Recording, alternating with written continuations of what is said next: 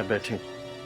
نہیں آج صاحب مجھے بیٹھنا نہیں ہے، مجھے آپ سے ضروری بات کرنی ہے اگر آپ کے پاس تھوڑا وقت ہے. بات بھی ہو جائے گی نا، جوس لاؤں آپ کے لیے؟ نہیں نہیں ہرگز نہیں، جو بات میں آپ سے کرنے آیا ہوں آپ اچھی طرح جانتے ہیں، اگر نہیں جانتے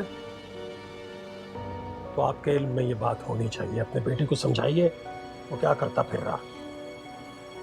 میں کچھ سمجھا نہیں آپ کی بات کو. کیا آج وہ ورغلا رہا ہے میری بیٹی کو، بغاوت پہ اکسا رہا ہے اسے.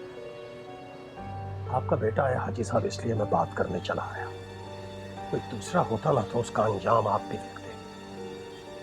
آپ کے کان سے یہ بات گزارنی تھی.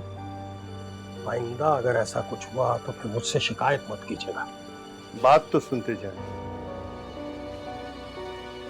آپ نے بات کر لی، مجھے بھی آپ سے اسی بارے میں بات کرنی. جی کہیے. بچی کا معاملہ ہے، اسی لیے میں نہیں چاہتا کہ کسی تیسرے کان میں یہ آواز جائے. آپ عزت دار ہیں، مجھے آپ کی عزت کا بڑا خیال ہے. ایسی ایک شکایت کافی عرصے سے مجھے آپ سے ہے، لیکن آپ بیٹی والے ہیں، مجھے ایک بھی لفظ آپ سے بولتے ہوئے شرم آتی ہے. کیا کہنا چاہ رہے ہیں؟ اب کھل کر کیا بات کروں آپ سے؟ میں نے آہت کو کئی بار سمجھایا کہ وہ عائزہ سے تعلق نہ رکھے، اس سے دور رہے.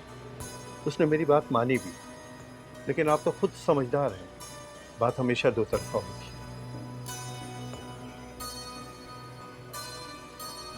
غصے میں آنے کی ضرورت نہیں ہے، بس اب یہ کہ دونوں ہی اپنے بچے ہیں، گھر کی بات ہے، تحمل سے بیٹھ کر معاملے کو سلجھا لیتے. بچے ہیں نا، کچھ بھی سوچ سکتے ہیں.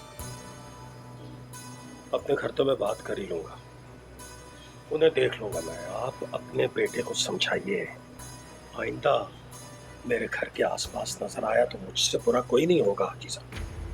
آپ مجھے دھمکا رہے ہیں گلزار صاحب؟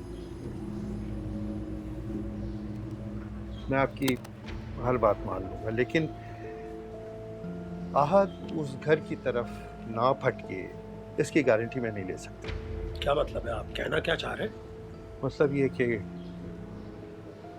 مجھے اپنے بیٹے پہ پورا بھروسہ ہے. بغیر بلائے تو نہیں جاتا ہوگا نا؟ مجھے حیرت ہے آپ کی بے خبری. کوئی ایک دو دن کی بات تو نہیں ہے نا گلزار صاحب؟ آپ میرے صبر کو آزما رہے ہیں حاجی صاحب. میں کیا کر سکتا ہوں آپ جانتے نہیں. گلزار صاحب، آپ میری دکان پہ کھڑے ہو کے مجھے دھمکا رہے ہیں، آپ کو شرم آنی چاہیے.